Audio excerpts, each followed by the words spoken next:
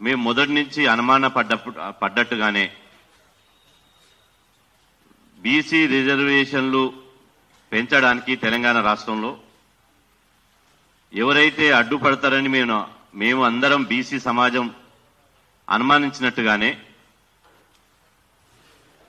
GO ఇవ్వకముందే 42% రిజర్వేషన్లు పెంచుతూ రాష్ట్ర ప్రభుత్వం జీవో ఇవ్వకముందే అగ్రకుల రాజకీయ పార్టీల అండదండలతోటి అదేవిధంగా రెడ్డి జాగృతి పేరుతోటి ఇవాళ రెడ్డి జాగృతి తెలంగాణ అధ్యక్షుడు మాధవరెడ్డి అదేవిధంగా జల్లపల్లి మల్లవ వైఫ్ ఆఫ్ సంజీవరెడ్డి ఇద్దరు రెడ్డి సామాజిక వర్గానికి సంబంధించిన వాళ్ళే వీరు హైకోర్టును ఆశ్రయించడం జరిగింది. హైకోర్టును ఆశ్రయించి 42% రిజర్వేషన్లు బీసీ రిజర్వేషన్లు పెంచడానికి వీలు లేదు అని ఒక పిటిషన్ వేశారు. కానీ గౌరవనీయ హైకోర్టు వారు ఇంకా పెంచను లేదు, ప్రభుత్వం నిర్ణయం తీసుకోలేదు కాబట్టి ఊహజనితమైనటువంటి వార్తల ఆధారంగా రాష్ట్ర హైకోర్టు దాని కేసును విచారించలేము అని చెప్పి కొట్టేసింది. కొట్టేసుడు సంతోషమైనప్పటికీ ప్రమాదము బీసీలకు బీసీ రిజర్వేషన్ల పెంపుకు ముప్పు ఉంది, ప్రమాదం పొంచి ఉందనేది ఈ రెడ్డి సామాజిక వర్గానికి సంబంధించిన వాళ్ళు వేసినటువంటి పిటిషన్ బట్టి మనకు తెలుస్తుంది. గౌరవనీయ హైకోర్టు కూడా ఈ పిటిషన్ను డిస్మిస్ చేస్తూ ఒకవేళ మీకు గనక 42% రిజర్వేషన్లు పెంచడం ప్రభుత్వం ఇష్టం లేకపోతే రాష్ట్ర ప్రభుత్వం జీవో ఇచ్చిన తర్వాత కోర్టును ఆశ్రయించవచ్చు అని చెప్పింది ఒక మాట. అంటే జీవో ఇచ్చినాక కోర్టును ఆశ్రయించవచ్చు అని ఈ రెడ్డి సామాజిక వర్గానికి సంబంధించిన నేతలకు చెప్పడం జరిగింది. మేము అంటున్నాం, ఇప్పటిదాకా మా పెద్దలు ప్రొఫెసర్ బాగయ్య గారు చాలా ప్రొఫెసర్ కాబట్టి చాలా చక్కగా చెప్పిండు. రెడ్లు 10 మంది మేలు కోరుకుంటారు, పట్టెడు అన్నం పెట్టి 10 మందిని దాస్తారు, అందరితో కలివిడిగా కలిసిమెలిసి రెక్కల్లో డొక్కల్లో చేనులో చెలకలో ఇంటి పక్కన గెట్టు పక్కన వాయి వరుసలు పెట్టి పిలుస్తారు. కానీ ఈ రెడ్లు మంది నోటికాడి ముద్దను లాక్కోరు అని చెప్పి వారు ప్రొఫెసర్ కాబట్టి చాలా చక్కగా చెప్పిండు. ఇవాళ మేము సూటిగా రెడ్డి జాగృతికి సంబంధించినటువంటి నాయకులను మేము ప్రశ్నిస్తున్నాం. మీ వాటా మేమేమైనా తీసుకున్నామా? రెడ్డి సామాజిక వర్గానికి సంబంధించిన వాటా కనుక వస్తే దానిని బీసీలు ఏమన్నా తీసుకున్నారా? తెలంగాణలో మేము 60%, మాకిచ్చేది 42%. అంటే ఇంకా మేము జనాభా ఉన్నదానికంటే 18% వాటా తక్కువనే రాష్ట్ర ప్రభుత్వం ఇచ్చేది. మేము 60% ఉంటే కులగణన జనాభా లెక్కల ప్రకారం రాష్ట్ర ప్రభుత్వం 42% ఇస్తుంది. అంటే 18% తక్కువనే మాకు విద్యా ఉద్యోగ రాజకీయ రంగాల్లో రిజర్వేషన్లు తక్కువ ఇస్తుంది.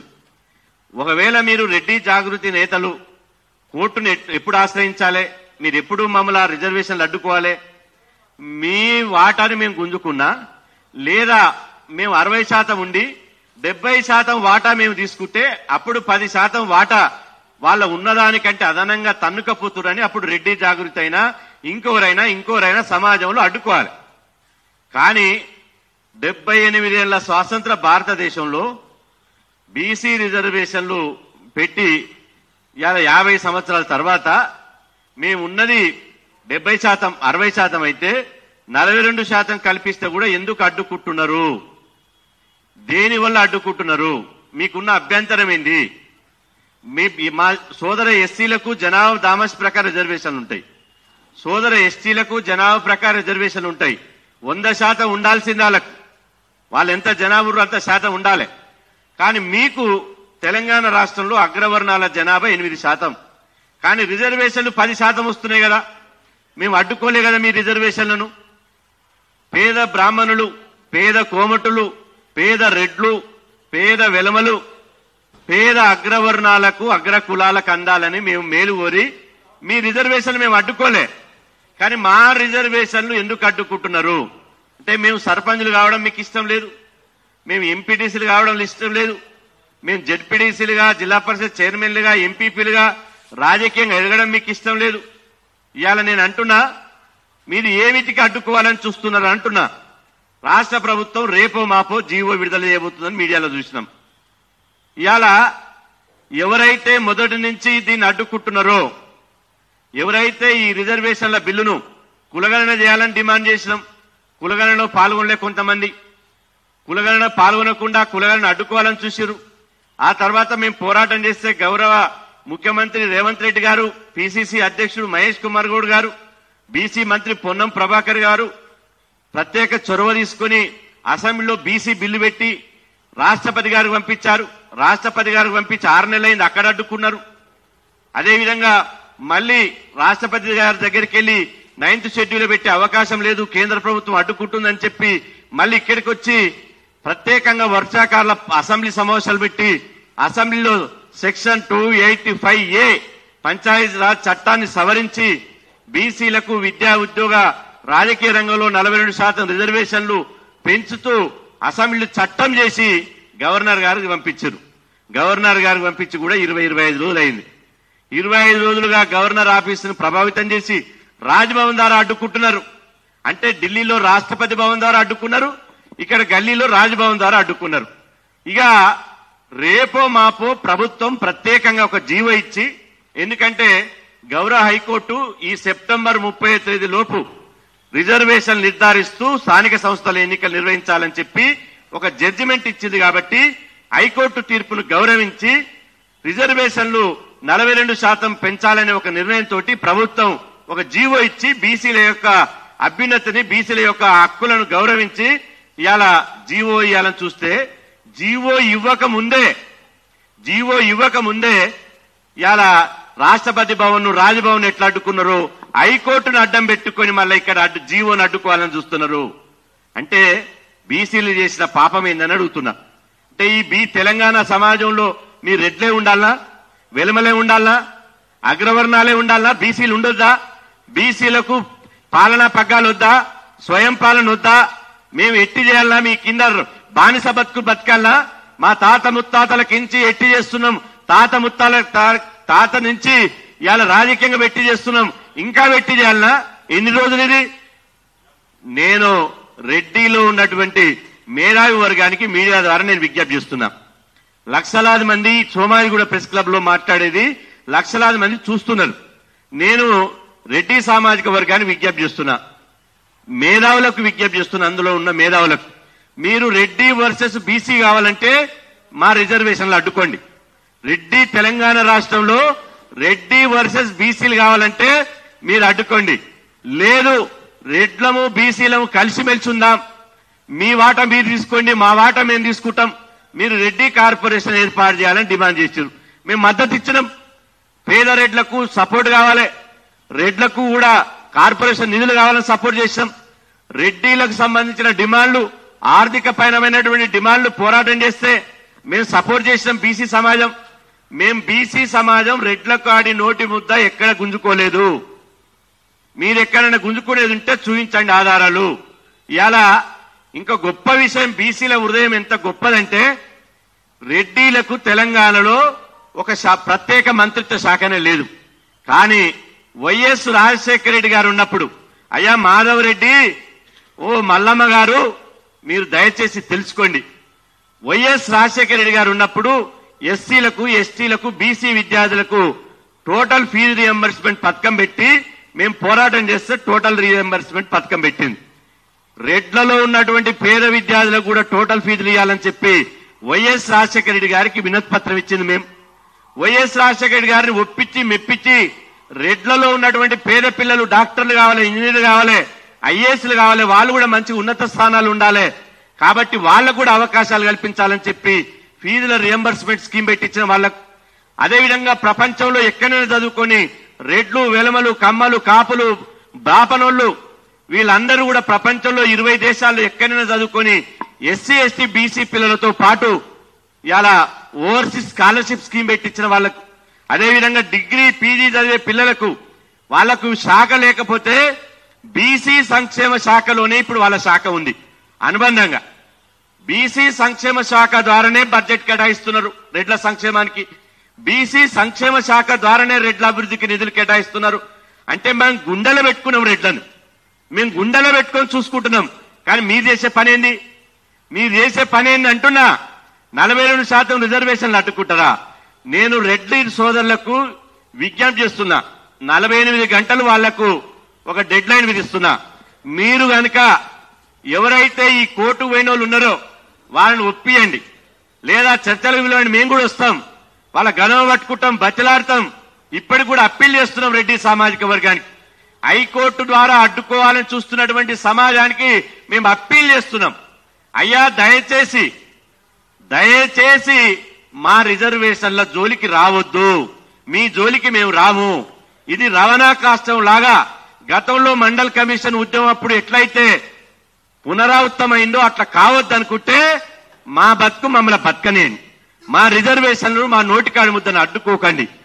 దయచేసి ఈ కోర్టు పోయినటువంటి మాధవరెడ్డికి, మల్లమ్మకు, రెడ్డిలు ఉన్నటువంటి మేధావులు, రెడ్డిలు ఉన్నటువంటి రాజకీయ నాయకులు, రేపు భవిష్యత్తులో బీసీల ఓట్లు మీకు కావాలంటే నేను ఓపెన్ చెప్తున్నా, రెడ్డి ఎమ్మెల్యేలారా,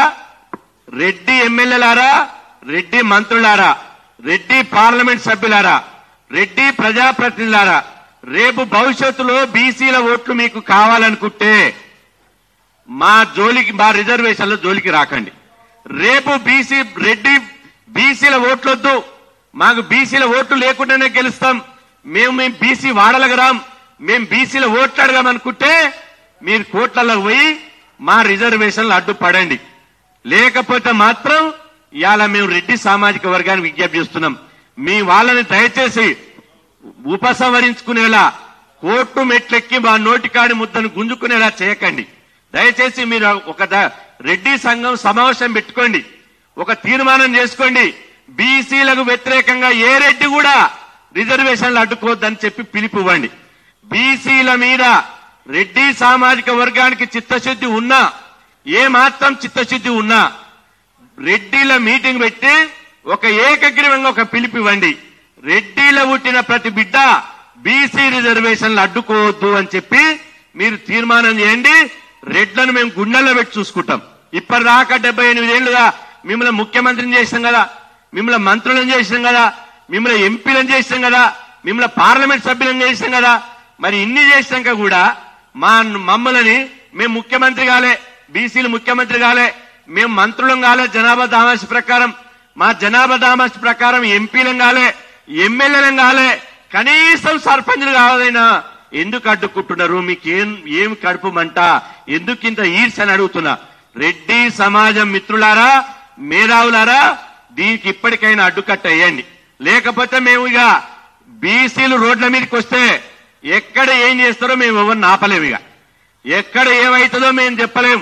మొన్ననే అంటున్నా, అన్న వాళ్ళ ఇల్లు ఎక్కడుందో ఇల్లు ఎక్కడుందో పోదాంపా, ఆనే టెంట్ వేయడాం, వంట వార్పు పెట్టుకున్నాం, గొర్రె జీవాలను తీసుకుపోదాం, మా గొల్లోళ్ళంతా ఆవులు మేము అదేవిధంగా బర్లం కొట్టుకొస్తారు, అదేవిధంగా మా కుండలు ఆనే పెడదాం, సాకిరేవు బండ ఆనే పెడదాం, క్షవరాలు చేస్తారు ఆనే పెడదాం.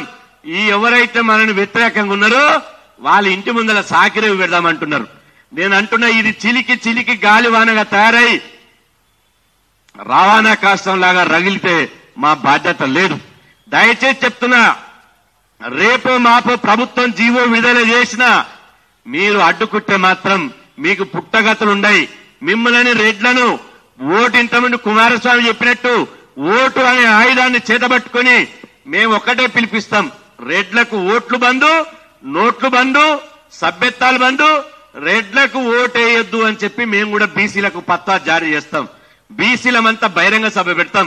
రేపు నవంబర్ 9న భువనగిరిలో జరిగే లక్షలాది మంది బహిరంగ సభలో ఒకటే ఒక తీర్మానం చేస్తాం. మీరు మా రిజర్వేషన్లు అడ్డుకున్న రెడ్లు నాయకులు మాకు అవసరమా? మా రిజర్వేషన్లను వ్యతిరేకించిన రెడ్లు మాకు అవసరమా?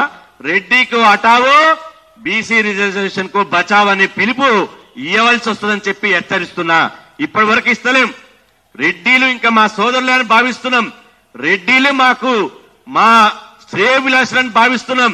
కానీ మీరు మాత్రం మమ్మల్ని శత్రువులుగా భావించి మమ్మల్ని రాజకీయంగా అణిచివేయాలని చూస్తే బంతిని ఎంత నేలకు గట్టి కొడితే అంత పైకి ఎగురుతుందో బీసీలు కూడా అదే వస్తుందని చెప్పి సందర్భంగా హెచ్చరిస్తూ ఇప్పటికైనా రెడ్డి సమాజం మా మిత్రులకు చేతులు జోడించి రెడ్డి సమాజానికి అప్పీల్ చేస్తున్నా. దయచేసి బీసీల రిజర్వేషన్ల జోలికి రావద్దు, బీసీ రిజర్వేషన్లు అడ్డుకోవద్దు. అడ్డుకుంటే మాత్రం బీసీలు ఆగ్రహిస్తే మాత్రం మీరు మాత్రం ఖచ్చితంగా రాజకీయంగా బీసీలు సునామై మిమ్మల్ని రాజకీయంగా బొందబెట్టడానికి సిద్ధపడతారని చెప్పి ఈ సందర్భంగా హెచ్చరిస్తున్నాం. థ్యాంక్ యూ, ధన్యవాదాలు.